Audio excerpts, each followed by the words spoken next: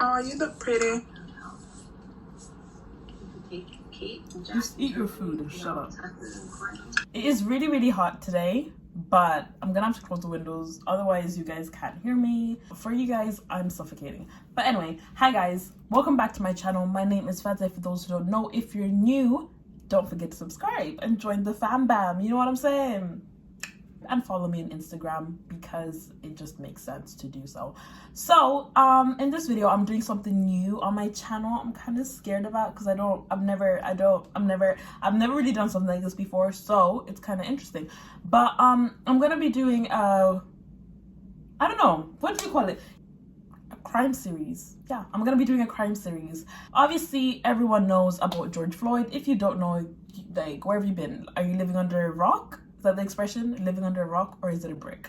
Because of George Floyd, I wanted to examine other police brutality cases that happened in the UK or Ireland or, you know, in Europe, just because police brutality is a thing everywhere, not just America, and there's a lot of cases that haven't been analyzed and dissected, and I said little old me should start to do that. So here we are. We're gonna be doing ethnic minorities just for the meanwhile while I get into it, and then maybe after that we can get into murder case. Well, actually technically these are all murder cases, you know what I mean, like unsolved crimes, all of those stuff. Yeah, we're gonna get into all of that later, but for now we're focusing on police brutality on ethnic minorities, and I hope you guys enjoy this series. By the way guys, if I mispronounce stuff, just look away because I'm bad at pronouncing names of places, of people. Also, quick disclaimer, I'm sorry that the sun is going in and out, like the weather's just not working for me today. So let's get into the case. This case is about a man called Christopher Alder. He was born in Hull on the 25th of June 1960 to Nigerian immigrant parents. So his father was a merchant seaman and his mother suffered from postnatal depression. So every time she had a kid, it got worse after each child, which only got worse by the time that she had her fifth child. So in 1962, the children were taken into a care home, and they grew up and felt as outsiders, seeing as they were the only black kids in foster care at that time. By age 16, Christopher joined the army, serving the parachute regiment for 6 years. He spent most of his time in Andover, Hampshire, where he had 2 sons by 1980. In 1990, he returned back to his hometown. In 1998, he began a computer programming course because he had hopes of changing his career. On Tuesday, the 31st of March, 1998, Christopher went out with a couple of friends where he had a couple of pints of beer and went to McDonald's before deciding to head to Bo's Old Town at 10:30 p.m.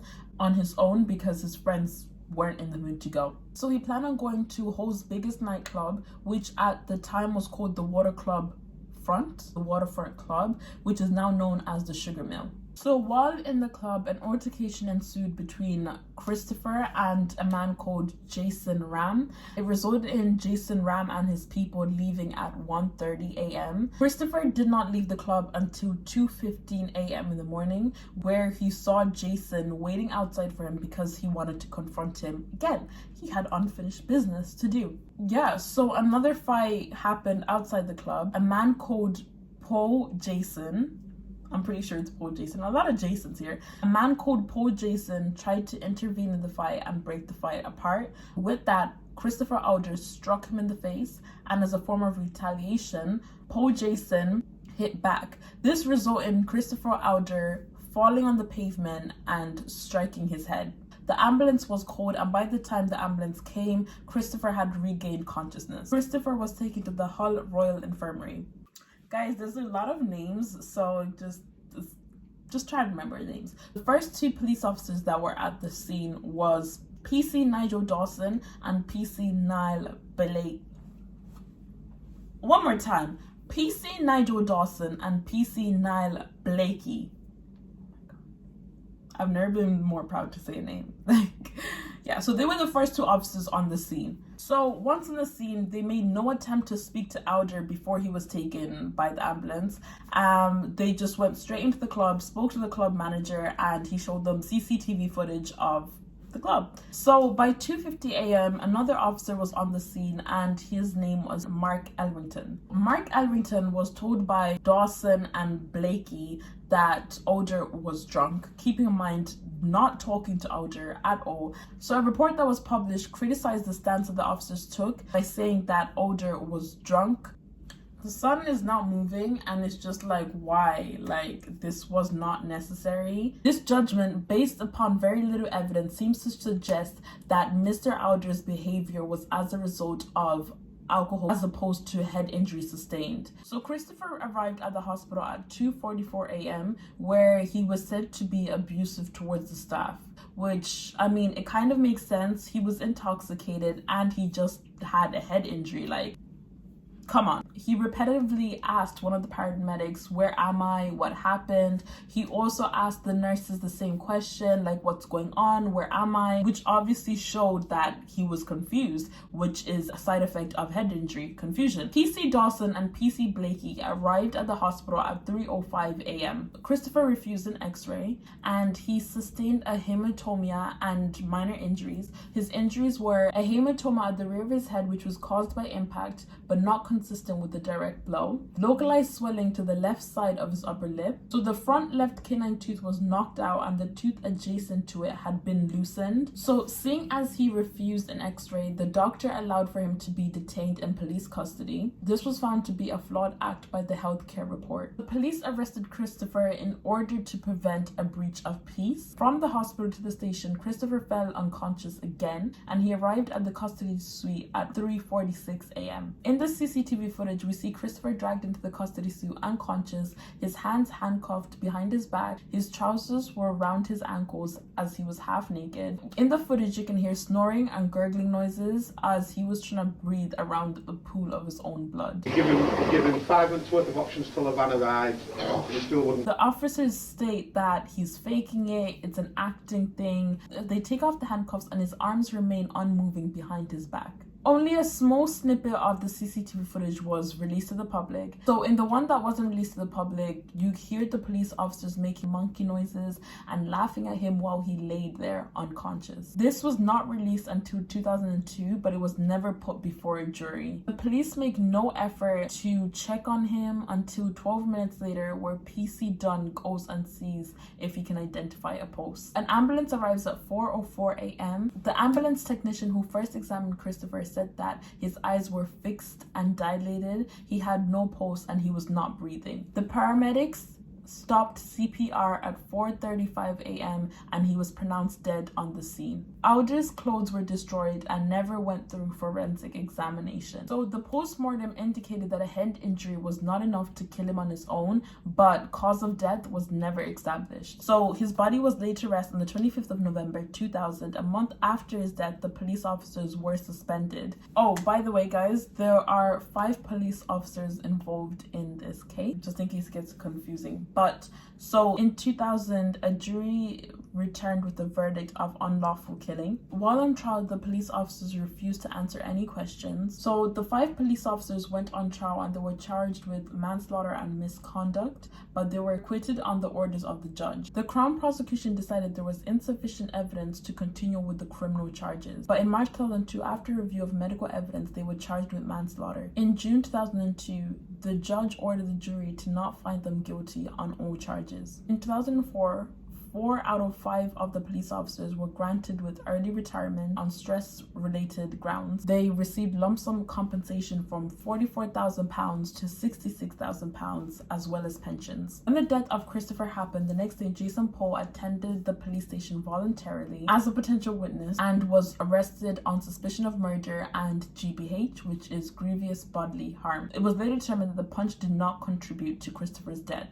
Paul came out and said that I was wrongly arrested on suspicion of murder and GBH with intent because the police needed a scapegoat. He was awarded £30,500 worth of damages in January 2006. So in March 2006, it was found that 4 of the police officers were guilty of the most serious neglect of duty amounting to unwitting racism. In September 2006, the son of Christopher Alder, Leon Wilson, challenged the refusal to reopen the case in the High Court, and the judge rejected this challenge, saying that it was reasonable to believe that no more worthwhile evidence was likely to emerge. I'm gonna look at my notes because I can't remember this part. In November 2011, the government apologized to Alder's family in the European Court of Human Rights, admitting that it had breached its obligations in regards to preserving human life and ensuring that no one was subject to inhumane or degrading treatment. They also admitted that they had failed to carry out an effective inquiry into the case. So the same year as the government's apology, on the 5th of November, Christopher Alder's body was found in the mortuary of the Hull Royal Infirmary, 11 years after his family believed that they had buried him. Is it called an exhumation? Why are you shouting? Is it called an exhumation? What? It's the word exhumation. I've never heard that word in my life. Am I saying it right? Like, you want to exhume something. Assume? No. So on the 21st of February 2012, there was an exhumation of the grave, and they found the body of Grace Kamara, a 77-year-old Sierra Leone woman who died in 1999. After this was figured out, the council had to take accountability, leading to an investigation of the council by the South Yorkshire Police. So Grace Kamara died of natural causes and was kept in a cold storage while her family tried to obtain visas in order to come and bury her. To top it off, what makes it worse is that Christopher Alder's niece's ashes were scattered across what was thought to be his grave. That's crazy. Like, your niece's ashes were scattered over someone who wasn't her uncle. That's wild. The CPS Crown prosecution decided there was no realistic prospect of conviction, either misconduct or the prevention of lawful burial, and declined pressing charges. 23 years later, no one's been held accountable of Christopher Alder's death or the mix-up of the bodies, which is insane. Like, how do you confuse a 77-year-old woman with a 38-year-old man's body? Was it intentional? Like, obviously something happened, which is just so mind-blowing. But anyway, as I was saying, Christopher's sister Janet Alder is still campaigning against South Yorkshire Police in an attempt to find someone to hold accountable and to challenge the investigation. If you want to support Janet Alder, there is going to be links below on how you can support, donate, all of that good stuff in her fight for her brother. It was very interesting. Like, first you started off with police brutality and like